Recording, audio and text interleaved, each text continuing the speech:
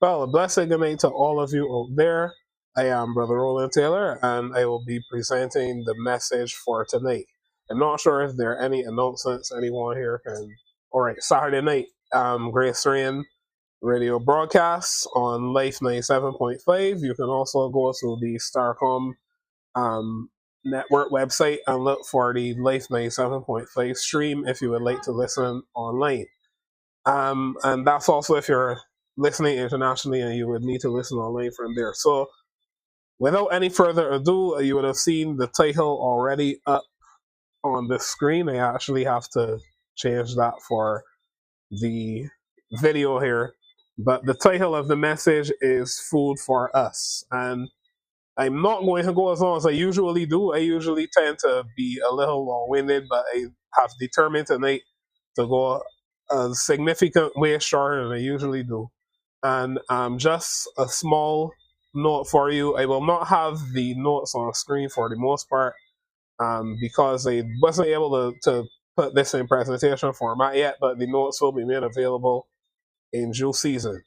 So, we're going to jump right in. I'm going to lay the foundation for you as to why this title Food for Us. And I had to take this particular verse from a particular translation. This is in Numbers 14:9. I actually going to pull that up here in the translation that I have it in because um, I copied the wrong translation to my notes because only some of them actually have it worded this way. Food for us. Others say they will be like bread for us, etc., etc. And I'll explain the context of this when I read it as well, what was going on here and why I chose this particular passage of scripture and the significance of it in a second. So, Numbers 14, verse 9, and I'm reading from the New American Bible, and it says, "Only do not rebel against the Lord. You need not be afraid of the people of the land, for they are but food for us. Their protection has left them, but the Lord is with us. Do not fear them." And you probably may be familiar with this passage, or some of you may be familiar with this passage already, but just to give you an idea of the context of it and where this was occurring, this was actually when the people of Israel were about to go into the promised land, and there were 12 spies that were sent out, so you had a spy from each of the tribes of Israel. And out of those 12, one other 10 had a very negative report. And in verse 8, reading from the Berean Standard Bible, it says, "They said, if the Lord delights in us, he will bring us into this land, a land flowing with milk and honey, and he will give it to us." And then it goes on, of course, verse 9 that we just read, "Only do not rebel against the Lord. Do not be afraid of the people of the land, for they will be like bread for us. Their protection has been removed, and the Lord is with us. Do not be afraid of them." And then verse 10 says something interesting, even though that's not the focus. I just wanted to touch on that briefly.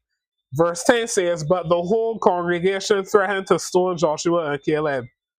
And then it goes on to talk about how the glory of the Lord appeared to all the Israelites as they tent of meeting and so on and so forth. I'm not going to read all of that, but I just found that interesting that these two men give a positive report in the midst of what would seem to be a terrible situation.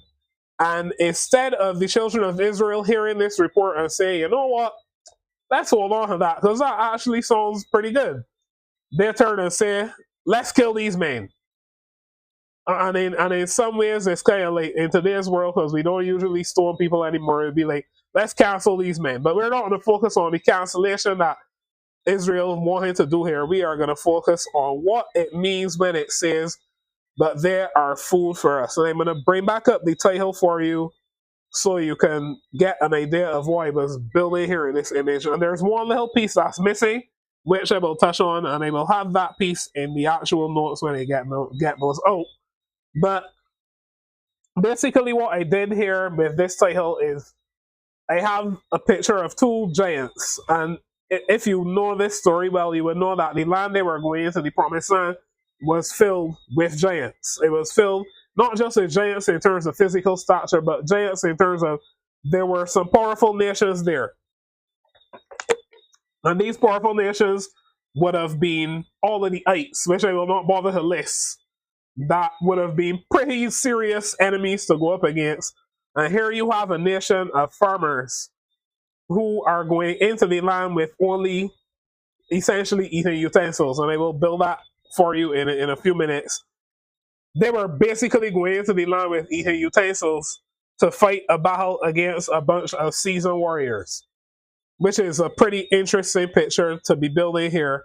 And it's interesting even that the spies then will come back and say they are food for us. So let me build for you this picture of what I say that they would have been basically coming in with eating utensils, even though not in a literal sense. I will show you why that picture is there. So going to well, before we get there, just going to give you this little note here. The children of Israel came out of the land of Egypt with a high hand. They had gold, silver, and other precious metals and stones. And we're going to build that from Exodus chapter 12, verses 35 and 36. And then after this, we're going to read verse 39 as well. And in Exodus chapter 12, verses 35 and 36, it says, "Furthermore, the Israelites acted upon Moses' word and asked the Egyptians for articles of silver and gold and for clothing. And the Lord gave the people such favor in the sight of the Egyptians that they granted their requests. In this way, they plundered the Egyptians." Now, it is, before I go on any further, it is interesting to note the two precious metals that are mentioned here. We have gold and we have silver.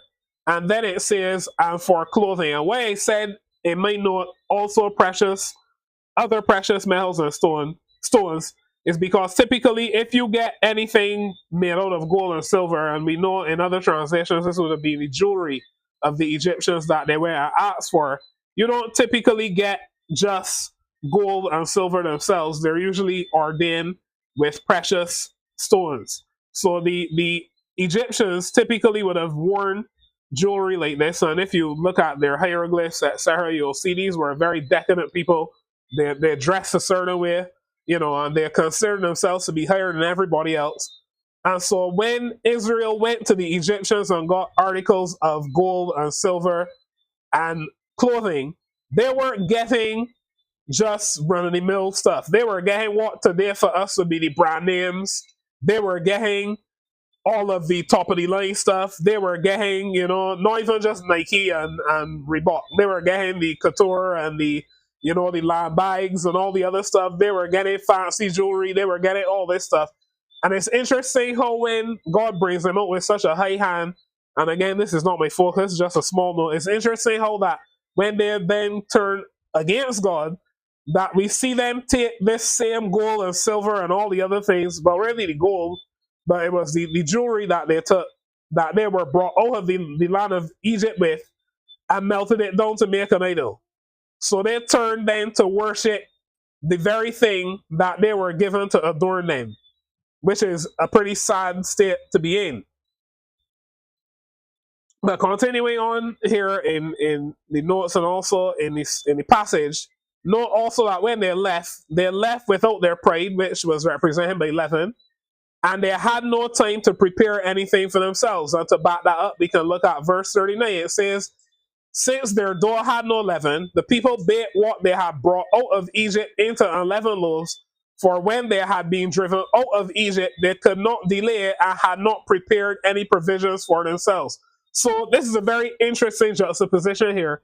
And I'm going to build on this in a bit, but it's an interesting juxtaposition because here you have a people who are a nation of farmers, so they wouldn't typically have had the kind of higher lifestyle that other people would have had all along. They come into Egypt, they're set up in the land of Goshen, which is a protected place, but they're set apart from the rest of Egypt. And if you know anything about Egyptian culture of that time, the Egyptians considered all non-Egyptians to be basically one of my most favorite terms, persona non grata. So if you were not an Egyptian, you basically had no human rights. And these people were shepherds, and the Egyptians hated shepherds. So before their enslavement, don't consider that although they did come into Egypt and they came in under Joseph and the Pharaoh who was friendly to Joseph, and so for a season they lived relatively well, they were not living what we would consider the high life. They were not living, What was that term? That high on the hog? Right, high on the hog. They were not living high on the hog. They were not living top of the line. And then they had gone through a period of 400 years of enslavement. So after they come in, and if you read on in this passage, it said it is in Egypt, sorry, for 430 years. So that means that after the time, roughly after the time that they would have arrived, they would have spent probably 30 years and then 400 years in slavery, and then they came out of the land. So it is interesting how this whole timeline goes. And when they come out, they're in a rush, so they don't have time to stop and prepare for themselves anything.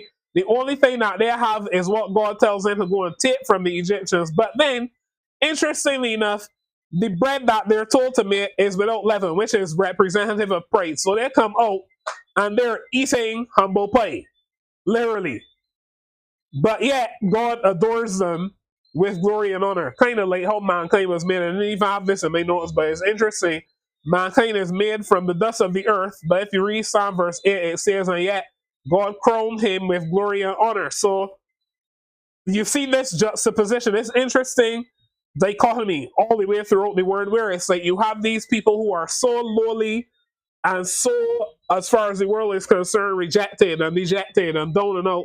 And yet God says to them, you are the ones that I'm going to put in a royal position, because he tells them, go and get the silver and the gold and adorn yourself. Well, not, he didn't tell them to adorn themselves. He tells them to take that. They come out with the plunder of Egypt. And it's also interesting, these two metals, silver and gold, because silver represents redemption. So this is a representation that they're being redeemed from the land. And gold represents royalty. So they're being redeemed into royalty. But they are also being reminded by eating the unleavened bread that, hey, guess what? Stay humble. Don't forget who you are and where you're coming from. Don't forget who's bringing you out. Don't get conceited. Stay humble even in this state that you're in. But continuing on there, they were dressed to battle. Sorry, they weren't dressed to battle. They were dressed to kingship and open to be served.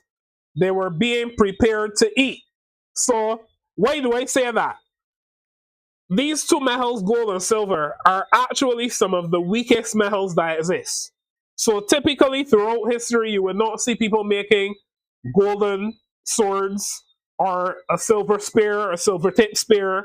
The most time that you see silver being used in weaponry is in folklore, where it's all about killing vampires. And anybody knows that that's just stuff people made up, because if vampires were real, being and we who know supernatural stuff know that there are people who practice vampirism and people who get inhabited by demons and practice all sorts of messed up stuff. But let's just be honest, if somebody's dealing with demons on that level, shooting them with a silver bullet is not really going to do anything. I mean, like, let's be real, it's folklore, it's just mythology. But typically in the real world, we don't take gold and silver to make weapons with. So they're not coming out of Egypt with the materials of warriors. They're coming out of Egypt with the materials of kings, because these are metals that you typically don't use for anything else but adornment, or you use them, very interestingly, in the production of your best eating utensils.